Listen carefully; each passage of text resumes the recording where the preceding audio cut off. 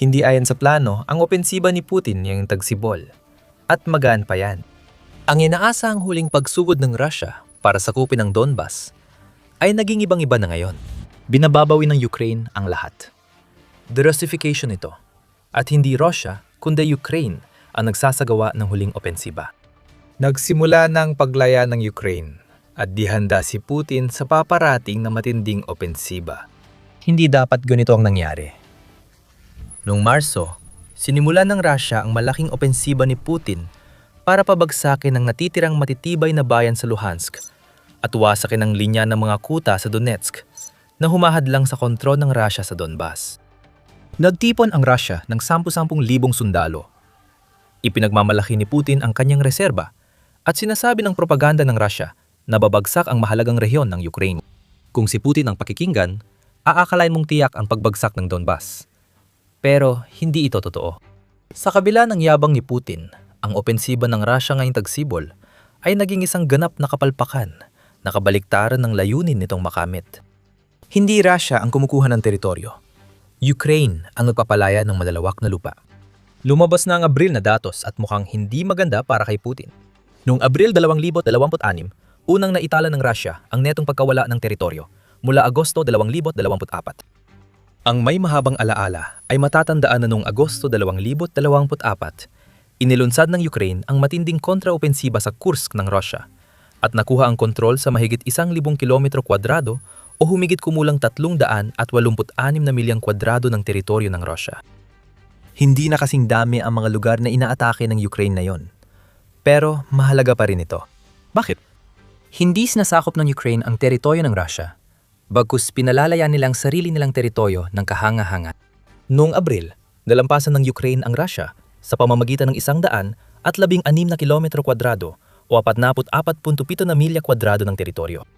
Ayon sa Institute for the Study of War, ISW, binigyang diin kung paano ang spring offensive ng Russia ay nauwi sa maraming negatibong sitwasyon para sa mga puwersa ni Putin na nagdulot ng pagbagsak nila. Hindi ito basta na lang nangyari. Hindi naging maganda ang Marso para sa mga Ruso. Sa simula ng spring offensive, halos walang tagumpay ang Russia sa 31 araw ng labanan. Ayon sa ISW, 23 kilometro kwadrado o 8.9 na milyang kwadrado lang ng Ukraine ang nakuha ng Russia noong Marso at malamang na nawala pa nila lahat ito at higit pa ngayong Abril. May nagaganap na malaking pagbabago sa bilis ng operasyon sa pinakamasamang panahon para kay Putin. Ihambing ang kasalukuyang bilang sa mga bilang noong 2025. Sabi ng Kyiv Post, nakakakuha ang puwersa ng Russia ng humigit kumulang 12.9 na kilometro kwadrado o mga 5 milyang kwadrado ng Ukraine bawat araw noong Marso 2025. Sa 2 araw ng labanan noong Marso 2025, mas maraming teritoryo ang nakuha ng Russia kaysa sa isang buwang labanan noong Marso 2026. Hindi ito maganda para kay Putin. Ngayon nawala ng teritoryo ang Russia nitong Abril, malinaw na nagbabago ang laban. Ayon sa Kyiv Post, ang de-Russification ng Ukraine ay nangyayari sa bilis na 3.87 kilometro kwadrado o 1.5 milyang parisukat kada araw. Paano nga ba ito nangyari? Ang tagsibol sana ang simula ng tagumpay ng Rusya. Lahat ay nagulat sa nangyayari ngayon. Maliban sa Ukranya na matagal ng handa. Ang katalinuhan ng Ukraine at kapalpakan ng Rusya ang nadulot ng nakakagulat na resulta at pareho itong tatalakayin. Pero una, pag-uusapan muna natin ang mga pagkawala ng Rusya. Nakakagulat ang mga ito. May record-breaking na bilang ng kapahamakan sa Rusya ayon kay Pangulong Volodymyr Zelensky ng Ukraine. Ginamit ni Putin ang 35,351 sa kanyang mga sundalo.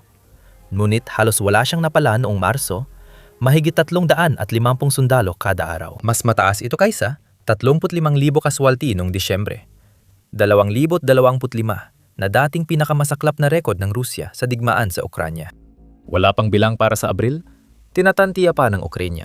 Kung base sa Abril 29, malamang makikita natin ang katulad na bilang kasabay ng unang netong pagkawala ng teritoryo ng Rusya mula 2024.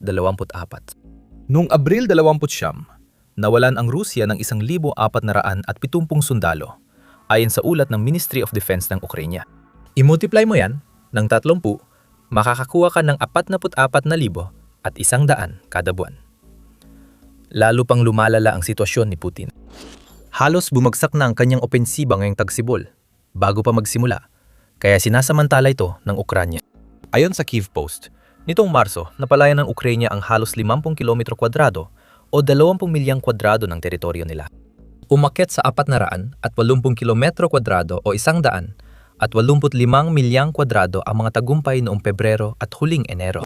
Idagdag pa nitong nadagdag ngayong Abril at malinaw ng Ukranya ay nasa pag-angat. Hindi lang ito simpleng pagbawi ng Ukranya ng bakanting sakahan o walang saysay na teritoryo. Maingat at eksakto ang kontra-attack na Ukranya, tinatarget ang mahalagang lokasyon na nakakaapekto sa lohistika at mga manyobra ng mga Ruso sa linya ng labanan. Hindi lang minsan nangyari ang resulta ng Ukranya noong Abril, 2026. Bahagi ito ng pattern na nakita buong taon. Nagmamayabang ang Rusya, pero Ukranya ang may positibong galaw sa labanan. Ang Ukranya ay nagsasagawa ng matinding opensiba na sumisira sa mga plano ni Putin para sa 2026. Bumabalik tayo sa tanong kung paano ito nangyayari. Ipinapakita ng propaganda ng Rusya na nangingibabaw ang puwersa ni Putin sa 2026. Nagkataon lumakas ang propaganda noong Disyembre, kasabay ng paghahanda ni Putin para sa bagong round ng usapang pangkapayapaan. Sa kabila ng propaganda, kabaliktaran ng sinabi ng Rusya ang nangyayari ngayon. Bakit? Mahalaga ang Ukraine at tatalakayin natin yan. Pero ang 2026 ay mas taglalantad sa kakulangan ni Putin sa estratehikong kakayahan na pinakamalaking problema ng Rusya. Sa ngayon, kitang-kita ang paghina ng opensiba ng Rusya sa buong harapan. Matagal nang nararanasan ng paghina ayon sa ulat ng ISW. Ang bilis ng pag-usad ng mga Ruso sa larangan ng labanan ay patuloy na bumabagal simula pa noong Nobyembre 2025 dahil sa tuloy-tuloy na mga kontra-atake ng mga Ukrainyano sa lupa at mga mid-range na pag-atake ng Ukrainyano. Sabi ng institusyon, ang pagharang sa paggamit ng Russia ng Starlink sa Ukraine noong Pebrero 2026 at paghigpit ng Kremlin sa Telegram ay nagpalala sa mga problema ng militar ng Russia. Oo, nakita natin ang pagbagal habang nangyayari ito. Noong Nobyembre 2025 mabagal man ang Russia, nasakop pa rin ito ang humigit kumulang 575 kilometro kwadrado o humigit kumulang 222 milya ng Ukraine. Noong Disyembre, bumaba ito ng 45 kilometro kwadrado o 15 tuldok, 19 tuldok, 3 milya kwadrado. Simula noon, bumagsak ang pag-usad ng Russia sa buwanang bilang. Kaya noong Abril 2026 ay naranasan ang unang netong pagkawala ng teritoryo mula Agosto 2024. Malaking bahagi ng dahilan kung bakit ito nangyayari ay dahil hindi talaga nakaangkop ang Russia sa mga kondisyon sa lupa sa Ukraine. Ayon sa ISW, ang taglamig ng 2025 hanggang 2026 ay mas malamig at mas basa kumpara sa taglamig ng nakaraang taon. At nagresulta ito sa sobrang putik tuwing Marso at Abril dahil sa kombinasyon ng ulan sa tagsibol at natutunaw na lupa na lumilikha ng parang malabnaw na putikan. Sumagot ang Rusya sa tanging parang alam ni Putin, magpadala ng mas maraming tao at bakal laban sa Ukraine. Nangyayari ito gaya ng inaasahan. Nakita natin ang nangyayari sa mga sundalo habang nagtala ang Ukraine ng record na kaswalti laban sa Rusya. Halos walang silbi ang mga mekanisadong unit ng Rusya. Nahihirapan gumalaw ang mga tangke at armored na sasakyan sa putik ng Ukraine. Kaya nahihirapan ng Rusya magbigay ng suportang putok o proteksyon sa mga sundalo nilang umatake. Kung matrap sa putik ang armored na sasakyan, hindi pinapaghintay ang sundalong Ruso na bumuti ang sitwasyon. Bumaba sila sa sasakyan at naglakad sa putik hanggang mahuli at mapatay ng drone ng Ukraine. Paulit-ulit lang ang kwento ni Putin sa buong digmaan. Human wave assault na suportado ng artilyera at glide bomb ang tila tanging sandata ng Rusya. Ngunit lalo itong hindi epektibo habang dumalawak ang kill zone ng Ukraine na puno ng drone at nababaliktad ang mga taktikang panglusot ng Rusya. Pero ang totoong problema para sa Rusya ay ito. Hindi nito kayang sabayan ang mga sinusubukan nitong gawin sa Ukraine ngayon. At yan ang pangunahing dahilan kung bakit napakaganda ng takbo ng deresipikasyon. Ang mga kasinungalingang ikinakalat ng kanyang mga general at ang bumababang kagustuhan para sa digmaan sa kanyang bansa ay nagsasanib upang hadlangan ang mga plano ni Putin. Pero isang mabilis na paalala bago natin talakayin yan. Pinapanood mo ang The Military Show at ipinapakita namin sa iyo ang katotohanan sa likod ng mga balita. Pindutin ang subscribe kung gusto mong manatiling nauna sa balita. Ang mga sinungaling ng Rusya, ibig naming sabihin ay mga general, ay sinusubukang itago ang lahat ng nangyayari. Lumikha sila ng alternatibong realidad kung saan nangihibabaw ang Rusya at ang nakakabaliw, malamang naniniwala si Putin dito. Ang presidenteng Rusya ay isang tao na pinarurusahan ang mga nagsasabi sa kanya ng mga bagay na ayaw niyang marinig. Kaya nagkaroon siya ng grupo ng mga sipsip na nagsisinungaling sa kanya para lang masiguradong hindi silang susunod na kaalyado na bigla na lang mahuhulog mula sa isang bintana sa Rusya. Pinakamalaga sa mga tagapaglako ng propaganda ng Rusya, si Valery Gerasimov, hepe ng pangkalahatang kawani ng sandatahang lakas ng Rusya. Noong Abril 21, iniulat ng AA ang sinabi ni Gerasimov na kontrolado na ng Rusya ang mahigit 80 pamayanan at 1,700 kilometro kwadrado o 656 na milyang kwadrado ng teritoryo sa Ukraine. Hindi raw totoong walang nadagdag na teritoryo noong Marso at Abril na sinundan ng malalaking pagkalugi, dagdag pa ni Gerasimov. Hindi raw. Patuloy pa rin nakakakuha ng teritoryo ang Rusya noong mga buwang yon. Sabi ni Gerasimov, nasakop ng Rusya ang 34 na pamayanan at 700 kilometro kwadrado o 270 milyang kwadrado sa Ukraine sa unang 2 buwan ng kanilang tagsibol na opensiba. Nagsisinungaling ang punong general ng Rusya. Hindi pa tiyak kung nililin lang niya ang mga tao sa labas ng Rusya o inililigtas lang ang sarili niya. Mas gusto ni Putin na maniwala sa alternatibong realidad ng kanyang mga general kaysa harapin ang katotohanan. Sapat na masama ang kabuang pagkawala ng teritoryo at ang pag-alis ng impluwensyang Ruso sa napakaraming bahagi ng teritoryo ng Ukraine. Pero isipin mo kung anong kailangan ng mga lumaan ng taktika ni Putin para magkaroon ng kahit kaunting tsansa na magtagumpay. Tauhan. Hindi mo magagamit ang estratehiyang parang gilingan ng karne kung wala kang karne na ipapakain sa gilingan. Sa lahat ng nangyayaring mali para sa Russia ngayon, ang katotohanang hindi sila nakakakuha ng sapat na sundalo para suportahan ang opensiba ngayong tagsibol na unti-unti nang bumabagsak ay maaring siyang pinakamasama sa lahat. Binanggit ng Ministry of Defense ng UK na sa ika-4 na sunod na buwan ngayong Marso, mas marami ang nawala sa hanay ng mga sundalong Ruso kaysa sa kanilang nare-recruit. Hindi rin aksidente na Disyembre nagsimula ang kakulangan. Buwan ding bumagsak ang mga teritorial na tagumpay ng Russia. Dahilan kung bakit na yon ang Ukraine na ang sumusulong at kumukuha ng teritoryo. Mas malalim ang ulat ng Kyiv Post. Sabi nila, balak ng Russia mag-recruit ng 400,000 kontraktual na sundalo sa katapusan ng 2026, pero malayo pa sa target. Ang Russia ay nagre-recruit ng 1,000 at 120 sundalo kada araw, sapat pang matakpan ang araw-araw na casualties na nasa 1,000 hanggang 1,000 at 200 at maaari pang tumaas gaya ng noong Abril 20. Sa bilis ng pagre-recruit na yon, kukulanin ng Russia ng libu-libong sundalo sa target nito pagdating ng katapusan ng 2026. Dagdag pa, hindi mapapakampante ang Ukraine. Tinarget ni Ukrainian Defense Minister Mikhailo Fedorov ang 50,000 Russian casualties kada buwan pagdating ng katapusan ng 2026. Kung maabot ng Ukraine ang target na yon, lalo pang lalala ang problema ng Russia sa pagre-recruit dahil sa mas marami pang kawalan sa labanan. Di magtatagal, pati pagkawala ng mga sundalo, hindi lang teritoryo, ang dapat alalahanin ng Russia. Humihina pa ang hukbo ng Russia sa iba pang paraan.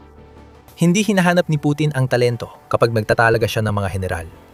Hinahanap niya ang pagiging sunod-sunuran na may kasamang kahandaang maging kasing korap ng kinakailangan para mabuhay sa baluktot na estruktura ng militar ng Russia. Ang kawalang kakayahan ay umaabot din sa mga sundalo, pero hindi ang korupsyon.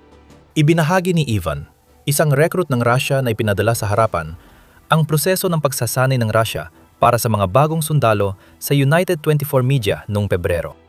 Matapos ang mga medical na test, tinanong nila kung handa na akong pumunta sa base militar sa Makalawa. 5 araw din ang training namin. Naghintay kami ng panibagong 5 araw para sa rotasyon ng tropa at pagkatapos ay pumunta na kami sa mga posisyon ng labanan. Medical plus, 10 araw ng paghahanda. Iyan lang ang natatanggap ng sundalong Ruso bago ipadala sa harap para makuha ang mga pagsulong na gusto ni Putin. Habang naniniwala si Putin sa kasinungalingan ng kanyang mga general at humihina ang militar, unti-unting natatalo ang Russia sa Ukraine. Hindi lang kakulangan ng kakayahan ng mga Ruso ang dahilan dito. Higit pa sa sapat ang ginagawa ng Ukraine sa paggamit ng sitwasyon at pag-aangkop ng taktika para maalis ang kontrol ng Russia sa malaking bahagi ng kanilang teritoryo. Binanggit ng ISW ang 3 positibong aspeto sa kampanya ng Ukraine: mga drone, opensibang lupa, at paggamit sa kahinaan ng komunikasyon ng Russia. Magdadagdag pa tayo ng isa pa, kaya manatili lang kayo para malaman kung ano yon. Pero magsimula muna tayo sa mga drone. Susi ang mga ito sa lahat ng ginagawa ng Ukraine. Partikular, nagdagdag ang Ukraine ng mga mid-range na drone sa kanilang arsenal nitong mga nakaraang buwan at nagdudulot ito ng matinding epekto. Ang mga drone na ito ay lumilipad ng mas malayo kaysa FPV drones, ngunit mas mura at hindi umaabot ng kasing layo ng mga long-range drone na ipinapadala sa Russia at pinipinsala ang huling bahagi ng puwersa ni Putin. Lumilipad hanggang 200 kilometro o 100 at 24 na milya sa likod ng front ng Russia. Winawasak ng mga drone ang lohistika at air defenses ng Russia na nagbubukas ng mas maraming pag-atake sa likuran. Nahaharang o nasisira ang mga supply ng Russia. Ang mga command post ay nabibiktima ng mga drone na ito at malinaw ang epekto sa harapan dahil lalo pang nagkakawatak-watak ang isang militar na dati nang hindi maayos ang operasyon. Ang pag-atake sa air defenses ng Russia sa mga sinakop na teritoryo ay nagpapadali sa paggamit ng long-range drone para sirain ang oil at military infrastructure ng Russia na nagpapahina lalo sa puwersa ni Putin. Dagdagan mo pa ng FPV drones at ground robots ng Ukraine sa frontline, sigurado magiging nakamamatay ang kombinasyon. Iniulat ng Kyiv Post na 76% ng mga kaswalti sa panig ng Russia ay dulot na ngayon ng mga drone. 10,000 Ruso ang nalilipol buwan-buwan nang hindi man lang nakakalaban ng totoong sundalong Ukrainian. Laban ng laman kontra makina ito at isa lang ang siguradong mananalo. Ang mga malalawak na zona ng kamatayan ng Ukraine ay mas malalim at mas malawak na ngayon kaysa dati at nababasagan ng Russia ng ngipin dito. Hindi ibig sabihin na walang ginagawa ang sundalo ng Ukraine. Kapag pumapalya ang mekanisadong pag-atake sa putikan, napipilitan si Putin magpadala ng maliliit na unit na panglusot sa likod ng linya ng Ukraine. Mahalaga ang mga unit na yon sa propaganda ng Russia. Ang mga taong tulad ni Gerasimov ay nakakabuo ng pinalaking bilang sa pamamagitan ng pagbibilang ng mga teritoryo kung saan may 1 o 2 sundalong Ruso na nagtatago at desperadong naghihintay ng backup bilang mga nasakop na lugar. Natuto na ang Ukraine sa mga taktikang ito, kaya gumawa sila ng seek and destroy units na naglilibot sa gray zone para lipulin ang mga pumapasok na Ruso. Sinusuportahan ng mid-range na attack ng Ukraine ang mga unit na ito. Kapag winawasak ang likuran ng Russia, hindi nito kaya magpadala ng supply at sundalo para mapalawak ang tagumpay ng mga sumisingit. Kaya napupuksa ang mga sumisingit at hindi natatanggap ang suportang para sa kanila. Muli, humihina ang Russia. Nariyan din ang problema sa komunikasyon ng Russia mula nang isara ng SpaceX ang access nila sa Starlink na ginamit ng mga puwersa ni Putin gamit ang ilegal na terminal. Pagkatapos ng pagsasara, bumagsak ng 75% ang Starlink data traffic ayon sa ulat ng Militani noong Marso 12. Iyan, higit pa sa anumang ibang bilang, ang nagpapakita kung gaano kaasa ang Russia sa teknolohiyang ito. Ngayon, halos wala na ito. Ayon sa Russian Life, may ilang unit pa rin ng Russia na nakakakuha ng Starlink terminals. Pero gaya ng hukbong Ruso, ang access na ito ay watak-watak at hindi sapat para maging epektibo maliban sa ilang bahagi ng frontline. Dahil sa kampanya ni Putin laban sa Telegram, nawalan ng modernong komunikasyon ang mga sundalong Ruso ng walang kapalit. At narito na tayo sa ika-4 na positibong punto ng opensibang kampanya ng Ukraine. Aktibong depensa na nagdulot ng mga resulta noong Abril. Ito ang bagong estratehiya ng Ukraine para sa 2026 at ang ibig sabihin nito ay paggamit ng katumpakan upang samantalahin ang kahinaan ng Russia. Pinipilit ng Ukraine ng Russia na mag-react, ilipat ang reserba at baguhin ang kanilang pamamaraan ng hindi agad na isasagawa. Nagkakaroon ng mga puwang na maaring samantalahin ng Ukraine. Matatag na nagtatanggol ang Ukraine kung saan kinakailangan at inaatake nito ang Russia sa mga lugar kung saan pinakamahina at hindi handa ang mga puwersa ni Putin. Pinalalakas ng Ukraine ang estratehiyang ito sa pamamagitan ng pagsunod sa kabaliktarang pamamaraan kumpara sa Russia pagdating sa estruktura ng militar.